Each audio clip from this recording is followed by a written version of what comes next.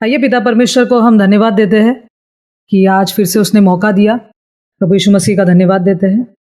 और जैसा कि हम ये लेसन्स जो हम करते हैं, बेसिक लेसन बोलते हैं इनको, और ये जो है ये लेसन नंबर 0 है। ये कुछ है आई ओपनिंग पॉइंट्स, मतलब कुछ ऐसी बातें हैं जो आज बोलते ना हमको और बेहतर रीति से बोलते ना कुछ चीज़ें हैं, कुछ बातें हैं जो हमको समझने में बोलते ना हेल्प करेगी। तो ऐसे कुछ रेफरेंसेस भी है बाइबल से, तो आप अपने अपने बाइबल्स रेफर कीजिए वचनों के लिए।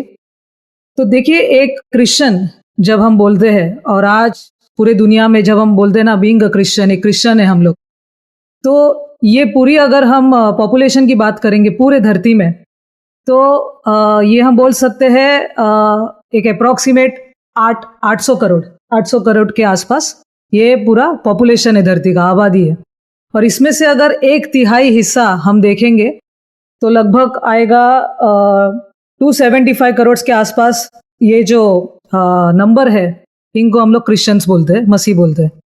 और अभी ये 275 करोड़ में भी जो क्रिश्चियंस है उसमें भी हम लोग देखते हैं कि उसमें 750 डिनोमिनेशंस उस टाइम पे थे, आज तो बहुत ज़्यादा है। तो एक सच्चा क्रिश्चियन कौन है फिर? तो अभी इसका जवाब कौन देगा कि कौन है सच्चा क्रिश्चियन? तो देखिए, इसका सही जवाब सिर्फ और सिर्फ प्रभु यीशु मसीह देंगे। हम उन्हीं से पूछेंगे। पढ़ेंगे मती 16 चैप्टर, उसका 24 से 25। Matthew 16 verse 24 to 25। तब यीशु ने अपने चेलों से कहा, यदि कोई मेरे पीछे आना चाहे तो अपने आप का इनकार करे और अपना क्रूस उठाए और मेरे पीछे हो ले। क्योंकि जो कोई अपना प्राण बचाना चाहे वह उसे खोएगा, और जो कोई मेरे लिए अपना प्राण खोएगा वह उसे पाएगा। देखिए, प्रभु यीशु मसीह सवाल का जवाब देते एक क्रिश्चियन कौन है, तो ये उन्होंने एक शर्त बोलते ना, कुछ शर्तें बताई है, कुछ टर्म्स एंड कंडीशंस बताया है कि अगर कोई मेरे पीछे आना चाहता है तो ये शर्तें है ना, अपने आप का इनकार करे, अपना क्रूस उठाए और मेरे पीछे हो ले। तो ये प्रभु यीशु मसीह के पीछे चलने की कुछ शर्तें हैं, कुछ कंडीशंस है। फिर और हम पढ़ते हैं मती 10वां चैप्टर 37 से 39। जो माता या पिता को मुझसे अधिक प्रिय जानता है वह मेरे योग्य नहीं, और जो बेटा या बेटी को मुझसे अधिक प्रिय जानता है वह मेरे योग्य नहीं, और जो अपना क्रूस लेकर मेरे पीछे न चले वह मेरे योग्य नहीं। जो अपने प्राण बचाता है वह उसे खोएगा, और जो मेरे कारण अपना प्राण खोता है वह उसे पाएगा। तो देखिए, ये वापस से प्रभु यीशु मसीह कुछ शर्तें बता रहे हैं कि मेरे पीछे जो आना है ना, वो हर इंसान की बस की बात नहीं है। कुछ शर्तें हैं, कुछ बातें हैं जो उस इंसान को समझना है। जैसे हम लोग यहाँ पे बोलते हैं वो कीमत चुकानी है, तो लोगों को ये बातें समझ में नहीं आती। उनको लगता है बस प्रभु पे विश्वास करो और सब स्वर्ग जाएंगे। देखिए, ऐसा नहीं है। वो शर्त बता रहे हैं कि ये शर्त है। और दूसरा कि जो मुझसे ज़्यादा अपने घर वालों को, बच्चों को, प्रॉपर्टीज को, ज़मीन को, या जो भी है अपने परिवार को ज़्यादा प्यार करता है वो भी मेरे काबिल नहीं। तो ये कुछ प्रभु यीशु मसीह शर्तें बता रहे। तो उस ज़माने में अगर आप देखोगे ना, जब प्रेरितों को चुना गया, बाद में जो प्रेरितों के बाद और फॉलोअर्स बने प्रभु यीशु मसीह के, तो देखिए उनको एक नाम दिया गया था इस जगह में। आइए वो नाम हम पढ़ेंगे, वो क्या है? एक्ट्स 11 का 26। प्रेरितों के काम 11 चैप्टर 26 वचन। जब वह उससे मिला तो उसे अंतिकिया लाया, और ऐसा हुआ कि वे 1 वर्ष तक कलीसिया के साथ मिलते और बहुत लोगों को उपदेश देते रहे, और चेले सबसे पहले अंतिकिया ही में मसीही कहलाए। तो देखिए, ये जगह पर ही सबसे पहले ये नाम आया क्रिश्चियंस, है ना। प्रेरित, प्रभु के जो बाकी फॉलोअर्स थे, क्यों इनको बोला गया क्रिश्चियंस? क्योंकि इनका बोलते ना, इनकी जो लाइफ थी, इनके जो शब्द, इनका जो बोलते ना लाइफ और इनके जो जीवन था वो सेम बोलते ना उसी तरह था जैसा प्रभु यीशु मसीह का था। तो प्रभु यीशु मसीह को इन्होंने जो जान लिया और बोलते ना ग्रहण कर लिया, कॉन्सिक्रेशन किया, और कैसे उनके फॉलोअर्स बन गए, इस काम में जुड़ गए ना, तभी उनको ये नाम दिया गया क्रिश्चियंस।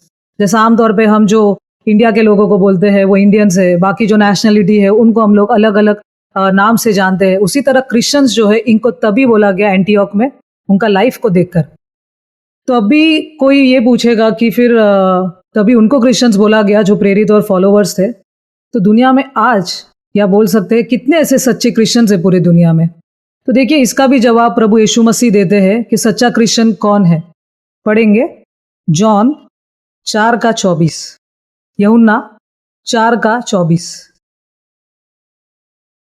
परमेश्वर आत्मा है और अवश्य है कि उसकी आराधना करने वाले आत्मा और सच्चाई से आराधना करें। देखिए प्रभु यीशु मसीह बता रहे एक सच्चा क्रिश्चियन वही है जो पिता परमेश्वर को जानता है, जो आत्मा और सच्चाई से आराधना करेगा। तो क्या मतलब है इसका? प्रभु यीशु मसीह क्या बता रहे हैं यहाँ पे कि ट्रुथ क्या है ना, ये सच्चाई क्या है? तो इसका जवाब है जॉन 17:17। सत्य के द्वारा उन्हें पवित्र कर, तेरा वचन सत्य है। देखिए सिंपल बात बताई प्रभु यीशु मसीह ने कि सत्य के द्वारा उन्हें पवित्र कर, तेरा वचन सत्य है। कि बाइबल जो है ना, यही है जो आपको ये ट्रूथ बताएगी। जो बाइबल स्टडी करेंगे, आप स्टडीज करेंगे और बोलते ना इतनी पावरफुल है कि ये परमेश्वर का ये मन है, यहीं से परमेश्वर आपको बताएगा। और कितने लोग हैं आज पूरे दुनिया में जो बाइबल को स्टडी करते हैं? बहुत सारे लोग हैं, है ना, जो पढ़ते हैं लेकिन उनको समझ में नहीं आता है। और हमको भी यही देखना है कि बोलते ना हम जो आज बाइबल जो पढ़ते हैं हमको समझ में आती है, क्या हमारी भी बोलते ना इस विश्वास का आधार उन डॉक्ट्रिन्स जो आज हमको मिली है, क्या वही आधार है उसका? क्या हम जो भी आज बातें सीखते हैं, जो नॉलेज आज हम लोग लेते हैं, क्या सीरियस है उसको लेकर अपनी रोज़ की ज़िंदगी में इसको हम इस्तेमाल करते हैं, ढालते हैं अपनी लाइफ में? तो ये सब बातें बोलते ना ये बहुत इंपॉर्टेंट है जो हमको समझनी है। तो कोई पूछेगा कि मैंने तो कई बार बाइबल पढ़ने की कोशिश की है लेकिन मुझे नहीं समझ में आया। तो कोई कहेगा कि मुझे बहुत शक है, कितने सवाल है मुझे, लेकिन उसके जवाब नहीं मुझे मिल रहे। और जहाँ भी मैं गया या मैं गई, मुझे उसका जवाब नहीं मिला जो मुझे मतलब सेटिस्फाई करे ना, मुझे संतुष्टि मिलेगी या खुशी मिलेगी, ऐसा कोई जवाब नहीं आया। तो क्या करना चाहिए ऐसे बोलते ना ऐसे मामले में? देखिए इसका जवाब हमको खुद पिता परमेश्वर देंगे, जिन्होंने बाइबल है ना प्रेरणा से जो रचा गया है वही जवाब देंगे। आइए पढ़ेंगे 2 तिमोथी 3:16। 2 तिमोथी 3:16। संपूर्ण पवित्र शास्त्र परमेश्वर की प्रेरणा से रचा गया है और उपदेश और समझाने और सुधारने और धार्मिकता की शिक्षा के लिए लाभदायक है।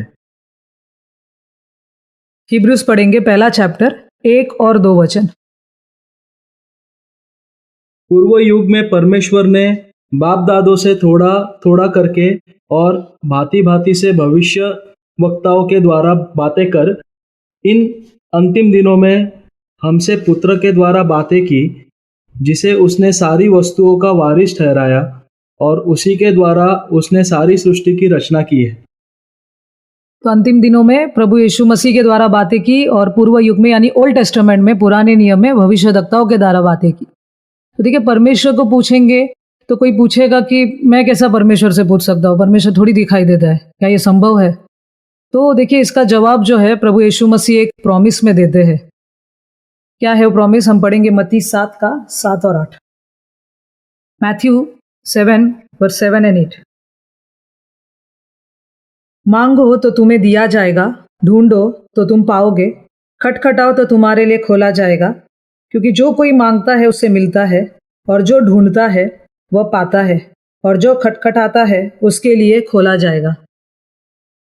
हाँ, तो प्रभु यीशु मसीह देखिए ये प्रॉमिस करते हैं कि जितने भी लोग बोलते ना जिनको तलाश है पिता परमेश्वर की, वो सच्चाई जो ढूंढ रहे आज दुनिया के कोई भी कोने में हो, जो भी कोई मांगेगा ना, ढूंढेगा, वो तलाश करेगा, अगर उसमें वो तड़प है, वो भूख है, वो चाहत है ना, तो उसको मिलने वाला है, वो पाएगा, ये गारंटी है। अभी कोई पूछेगा कि परमेश्वर कैसे सिखाएगा, है ना, हम तो नहीं देख सकते ना परमेश्वर को, तो एक स्पिरिट बीइंग, एक डिवाइन बीइंग है। उसका जवाब प्रभु यीशु मसीह देते हैं जॉन 6:45 में। पढ़ेंगे जॉन 6:45। भविष्यद्वक्ताओं के लेखों में यह लिखा है, वे सब परमेश्वर की ओर से सिखाए हुए होंगे। जिस किसी ने पिता से सुना और सीखा है वह मेरे पास आता है। तो देखिए पिता परमेश्वर जानते हैं जिनको बोलते ना वो तलाश है, वो तड़प है ना, और जो ढूंढ रहे उनको मालूम नहीं लेकिन किधर। परमेश्वर ऐसे लोगों को क्या करेगा ये बाइबल स्टूडेंट्स जो है, ये ट्रूथ मूवमेंट में जो भी लोग जुड़े हुए ना, परमेश्वर उनको इनके संपर्क में लेके आएगा। और ऐसे लोग जब बोलते ना इनके संपर्क में आएंगे, तो वो ट्रूथ उन तक परमेश्वर पहुंचाएगा, वो मैसेज, वो ट्रूथ, वो संदेश जो है, वो स्टडी इन तक पहुंचाएगा, अगर ये सही मायने में भूखे हैं तो। लेकिन ये जो बोलते ना मीटिंग है या परमेश्वर का ऐसे लोगों के साथ जोड़ देना, कॉन्सिक्रेटेड लोगों को, ये पूरा ये निर्भर करता है पिता परमेश्वर पर, है ना। क्योंकि हम जानते हैं जब तक पिता नहीं चाहेगा, प्रभु यीशु मसीह के अंडर कोई नहीं आएगा। तो ये कोई इंसान का काम नहीं है, ये सिर्फ और सिर्फ पिता परमेश्वर करता है, और ऐसे लोगों के संपर्क में वो इनको लाता है ताकि इनको भी इनके सवाल के जवाब मिल सके। और फिर हम एक और वचन पढ़ेंगे जो 2 तिमोथी 2:15 में कहता है। आइए 2 तिमोथी 2:15। अपने आप को परमेश्वर का ग्रहण योग्य और ऐसा काम करने वाला ठहराने का प्रयत्न कर जो लज्जित होने ना पाए और जो सत्य के वचन को ठीक रीति से काम में लाता हो। तो देखिए बहुत कुछ है बाइबल में स्टडी करने के लिए, है ना। और हम जानते हैं इसके लिए पवित्र आत्मा का होना बहुत ज़रूरी है, और ये बातें तभी समझ में आएगी जब पवित्र आत्मा होगा। और ऐसा मतलब पॉल यहाँ पे बता रहे कि ऐसा मतलब हमको ये स्टडीज़ को लेकर, इन वचनों को लेकर इतना मतलब सही मतलब काबिल बनना है, कैसा बोलते ना काम करने वाला बनना है कि हम वचन को सही रीति से डिवाइड कर सके। हम पुराने नियम से भी देखेंगे और नए नियम से भी देखेंगे, कुछ आधा नहीं, कुछ अधूरा नहीं। जैसा वचन है उसका जो भी कॉन्टेक्स्ट है, उसके जो भी सब्जेक्ट्स है ना, उसको लेकर ही हम लोग बात करेंगे, ताकि ऐसा ना हो कि कल उठकर कोई भी कुछ और बात करेगा उस पर, या बोलते ना दोष लगाने का काम कर सकता है। तो हम लोग सही ऐसा बात करना, वचन के आधार पर हम लोग बात करेंगे, ना कि कोई बाहर की बातों को लेकर। तो बहुत कुछ ऐसा देखा जाए तो बाइबल को अगर हम देखेंगे ना स्टडी करने के लिए, बहुत कुछ है उसमें, परमेश्वर का पूरा खजाना है उसमें, लेकिन परमेश्वर ने वो मिस्ट्री रखा है। तो ऐसे भी अभी कुछ सवाल है जिनके जवाब हम आने वाले बोलते ना स्टडीज में देखेंगे। जैसा कुछ सवाल हम देखेंगे जो है उत्पत्ति का पहला चैप्टर। देखिए वहां पे जब परमेश्वर ने आकाश सृष्टि, है ना, वो सब बनाया, लाइट बनाया, ये सब, तो किसी किसी को लगता है शायद वो बोलते ना वो टाइम जो था, क्या वो 24 घंटे का था या बोलते ना 12 घंटे का है। तो वो बहुत सारे इसमें भी बोलते ना लोगों को क्वेश्चंस है, इंटरेस्टिंग उनको लगता है कि इसका जवाब क्या हो सकता है। आइए हम पढ़ेंगे उसका वचन, जेनेसिस उत्पत्ति 1:5। जेनेसिस 1:5। और परमेश्वर ने उजियाले को दिन और अंधियारे को रात कहा, तथा सांझ हुई फिर भोर हुआ, इस प्रकार पहला दिन हो गया। तो देखिए यहाँ पे लोगों को लगता है कि शाम से सुबह हो गई, मतलब वो 12 घंटे का समय है, परमेश्वर ने जो क्रिएटिव काम किया है, तो ऐसा भी लगता है उनको। तो इसका क्या है, बोलते ना इस सवाल का जवाब क्या है, ये सिर्फ अभी हम लोग देख रहे हैं कि आने वाले स्टडीज में हम इसका जवाब देखेंगे। ये कुछ खाली इंटरेस्टिंग आपको बोलते ना कुछ क्वेश्चंस है ये। फिर है जेनेसिस 5:24। हनोक परमेश्वर के साथ साथ चलता था, फिर वह लोप हो गया क्योंकि परमेश्वर ने उसे उठा लिया। तो देखिए इस पे भी बहुत चर्चा करते हैं लोग कि क्या हुआ हनोक के साथ, है ना, वो मर गया या मरा ही नहीं। तो ये भी हम आने वाले स्टडीज में देखेंगे। एक और वचन पढ़ेंगे, दूसरा राजा 2:11। वे चलते चलते बातें कर रहे थे कि अचानक एक अग्निमय रथ और अग्निमय घोड़ों ने उनको अलग अलग किया, और एलिया बवंडर में होकर स्वर्ग पर चढ़ गया। तो ये वचन से भी लोगों को लगता है कि एलिजा स्वर्ग में गया। तो ये और भी क्वेश्चंस है, हम पढ़ेंगे, वो भी पढ़ेंगे। मत्ती 9:35, मैथ्यू 9:35। यीशु सब नगरों और गांवों में फिरता रहा और उनके आराधनालयों में उपदेश करता और राज्य का समाचार प्रचार करता और हर प्रकार की बीमारी और दुर्बलता को दूर करता रहा। पढ़ेंगे मत्ती 6:10। तेरा राज्य आए, तेरी इच्छा जैसे स्वर्ग में पूरी होती है वैसे पृथ्वी पर भी हो। और एक पढ़ेंगे मत्ती 10:7। और चलते चलते यह प्रचार करो, स्वर्ग का राज्य निकट आ गया है। तो क्या है ये किंगडम, है ना। प्रभु यीशु मसीह देखिए बार बार इस राज्य की बात कर रहे, प्रीच कर रहे, गॉस्पेल ऑफ द किंगडम, राज्य के बारे में। तो क्या है ये किंगडम। पढ़ेंगे लूक 17 का 37। यह सुन उन्होंने उससे पूछा, हे प्रभु, यह कहाँ होगा? उसने उनसे कहा, जहाँ लोध है वही गिद्ध इकट्ठे होंगे।